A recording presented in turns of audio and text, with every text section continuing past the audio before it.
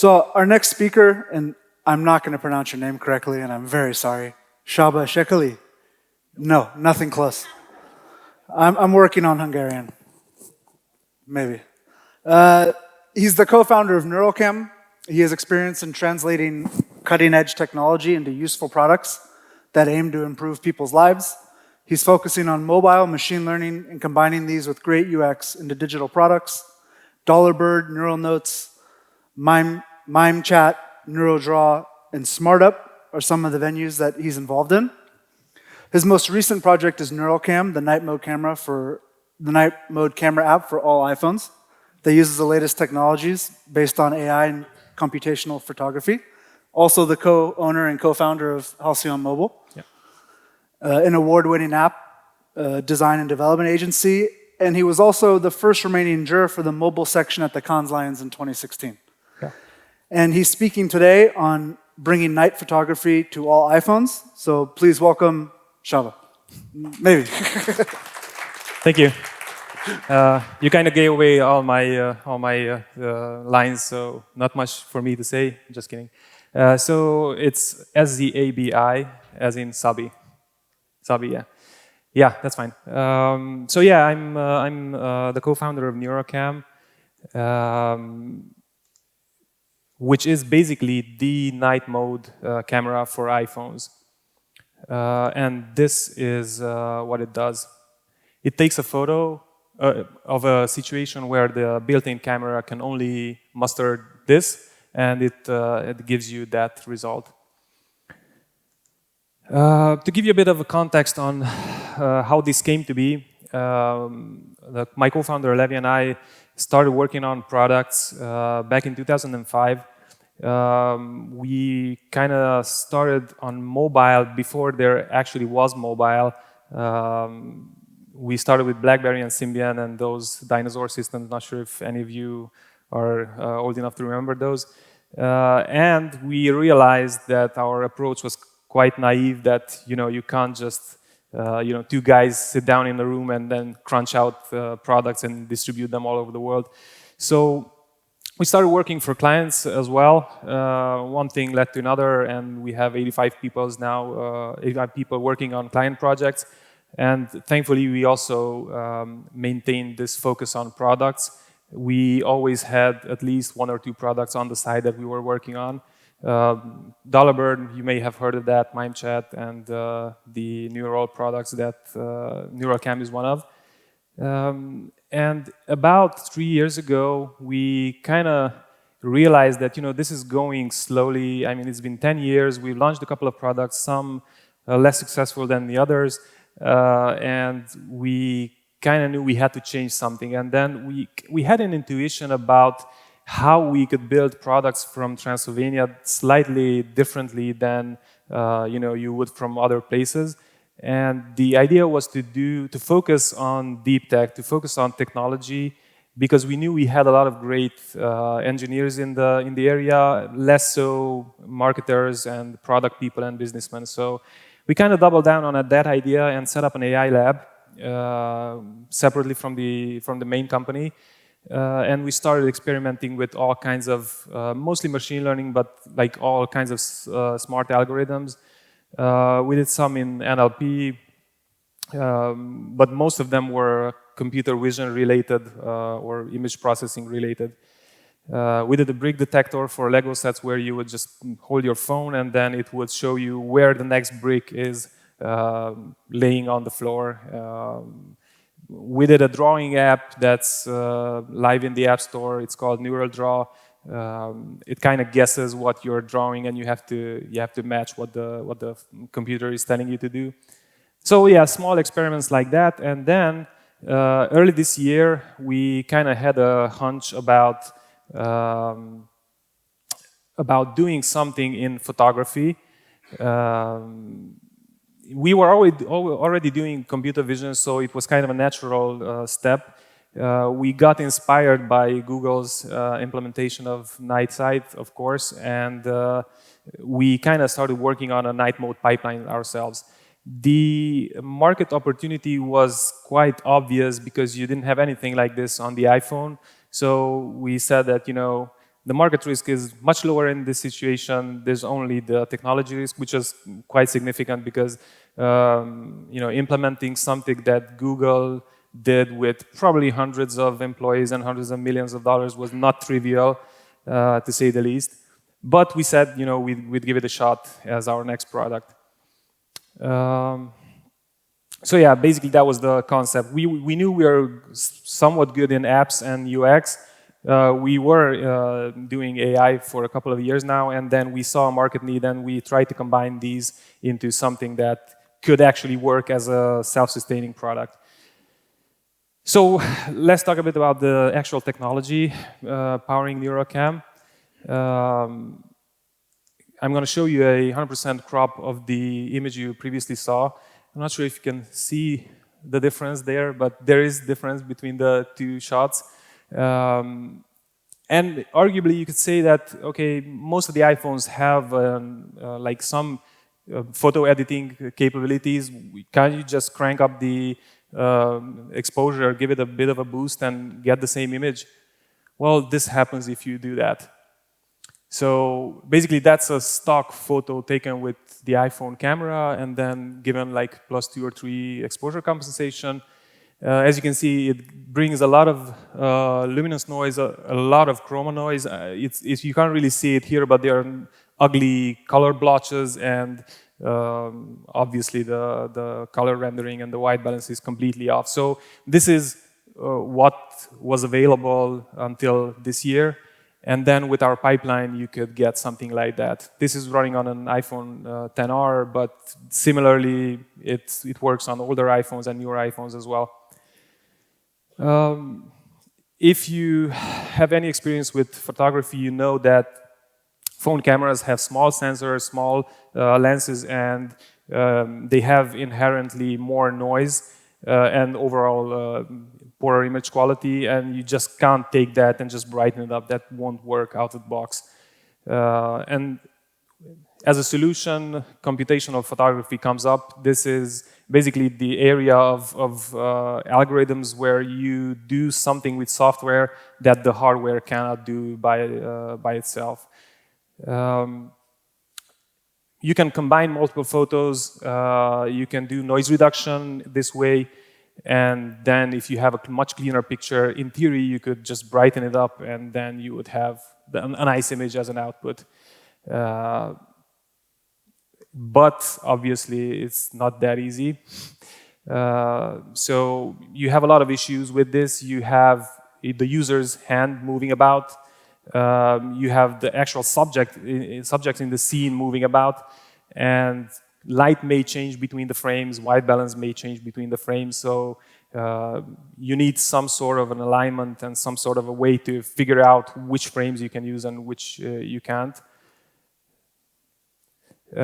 So we kind of came up with a pipeline which consists of collecting the images, aligning the images, merging them in a smart way, and then actually brightening them up, and then doing some slight post-processing to finish it off.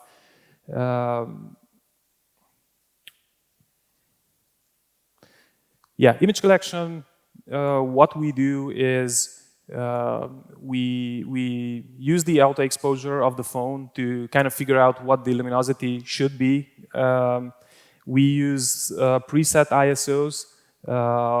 We have separate settings for each of the devices. They have slightly different sensors. They have slightly different ways of capturing the images. We do 8 to 12 exposures of the same scene. And then the next step comes in where we try to figure out how to align those images, because during 8 frames, obviously, the user will move their phone slightly, and then you can't just merge them right away. What we do is we select a frame which we figure is the sharpest. We try to align them and then discard those frames which are totally unaligned or completely unusable. And then we do a smart merge, which is kind of interesting. Without giving away too much of how we do it, we select a reference image, and then one by one we take the images in the burst and then split them up into small patches. We merge the patches and then combine all of them, reconstruct them in the actual final merged image. This was done mostly without neural nets, so there are more classical ways of doing that. Here comes the machine learning part, where we take this relatively high quality but still dark photo and brighten it up with machine learning. This, again, might look like a simple problem, but you don't want to brighten the photo up in a linear fashion. It's not like you just, again, crank up the exposure compensation. Different parts of the photo need different brightening settings, so this is where the machine learning is kind of the solution. At least that's what we found. We trained a model on synthetic data of images that we darkened and correct images, and then it kind of learned how to brighten up photos. So this would be a result. Again, it's not showing up that well, but you see the way the image is illuminated. The cooler parts get brightened up more, and the red parts less so. So actually, the core of our technology lies in how we figure out how to do this illumination map. And then we do a bit of post-processing. We don't do too much, but there are some steps that we can take to provide an even better quality night photo. A couple of samples. Again, the left side is shot with the standard iPhone camera. The right side is shot with NeuralCam on the same phone, obviously. And a couple of other shots where you see how well the color balance is reconstructed and the colors are popping up quite nice. Those who do night photography know how difficult it is to get the colors showing up right. Again, different type of scenario as well. If you can notice, there isn't that much shake in that much blur in the photos. All of these were, like most of these were handheld. The robustness of the merging takes care of discarding shots like frames which have blur. So in the end, if you hold your hand steady enough and the image stabilization is enabled on the phone, you should get tripod-looking results. So we launched the product about 3 months ago, so it's rather fresh. We already have more than 2.5 million photos taken with the app. Interestingly, most of our users have relatively new phones. Even though the iPhone 11 came out with night mode, so a couple of weeks after we launched, iPhone kind of did the same, but as we predicted, they didn't enable this functionality on older phones. So their main goal, which we assumed it would be true, is to sell new iPhones. So they wanted to sell iPhone 11s and kept this feature as the flagship feature to make sure people are buying it. Interestingly, we get a lot of comments on Twitter about, hey guys, thanks for helping me out and enabling me to buy a $5 app and not need to upgrade to the new iPhone. So we're probably causing a bit of lost revenue for Apple since we launched. Probably not a lot though, so yeah. We didn't receive the call yet, so we're fine. Yes, a lot of usage, interestingly, so we have good retention with the users. In total, that's a couple of 100 hours of NeuralCam use per day in the whole world. Yes, I mean, hopefully this kind of proves our theory that you can build global products from Transylvania without needing too much business sense. Hopefully we do have some, but we are engineers. Both of the co-founders are engineers, and the team is mostly engineers. So hopefully you can get a bit of motivation and try to do the same. This is just the first product that we launch on this technology. There are a lot of things that we are already working on. Obviously, it's a huge market. Like photography and image processing are both pretty large fields. So we are continuing to develop other ideas as well. One of them is night video, where we take the same algorithm, which runs quite fast. We've done a lot of optimization on it, and it probably will run on videos as well in the near future. We're still not there yet, but we have some promising results.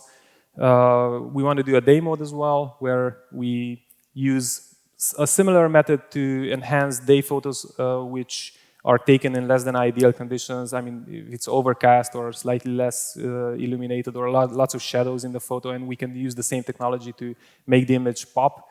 And then one ambition of ours is to figure out a way to do automated photo editing, which means that the process that photographers do after taking the shot, the post-processing, which is a lot of manual work, a lot of tedious work, we think we can teach an algorithm to do mostly the same thing.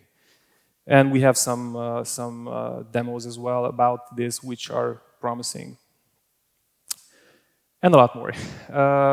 So yeah, thank you. And I'm going to take the opportunity to thank the team. We had a lot of long days and long nights to bring this technology into the world. If you have questions, I'm happy to try and answer them. If I can't, we have our lead machine learning engineer in the crowd, so maybe we can meet up later. Yes?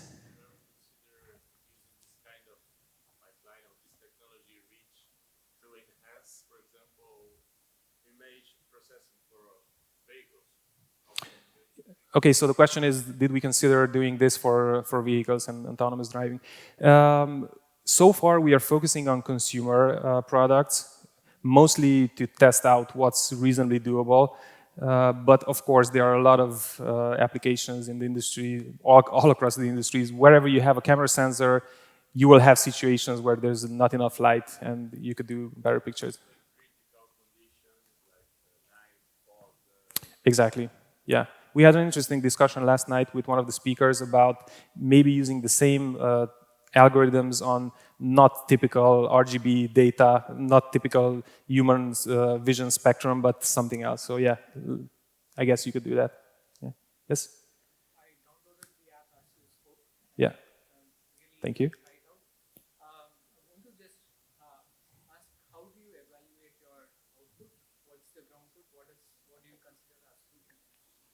So that's an interesting question. As it is with photography, some of it is subjective and some of it is objective. So you have the histogram that tells you the objective part, and then we have our eyes, and we use that to evaluate the photos. I was an amateur photographer for quite a couple of decades, so I can tell if a photo is really good or if it's really bad. And then we have a couple of photographers as consultants who are helping out with this. But mostly during the early stages, we establish the ground truth as we like. Yeah. Yes, exactly. Yeah. It's supervised learning. Yeah.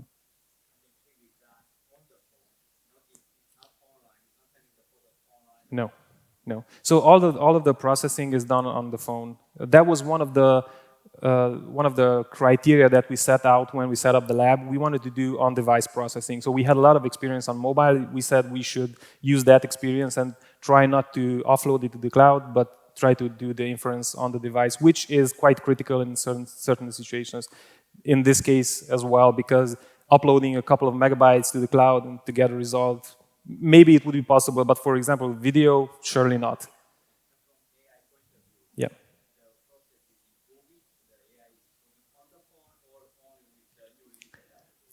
We don't do live learning. We retrain it from time to time. It's mostly because we don't want to do that at this point. We are proud that we don't do anything with your data. So there were some scandals this year about data privacy, especially with photos. So we don't touch the user's data. We don't know what photos they take. We have one flurry event that logs a photo taken, and that's it.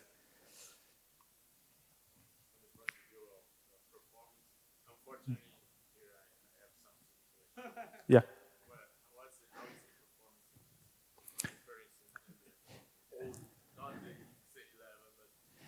Yeah. The actual inference is fast. Unfortunately, we have a long pipeline. the merging itself takes a lot of time. So Google and Apple and Huawei are doing a much better job there. But it's our first version, so I'm sure we will be able to improve it somehow. But the actual inference is fast enough. That's why we are hoping we can get it to run on video as well. Yeah. Yeah. Yes. Yes. Yes. Yes.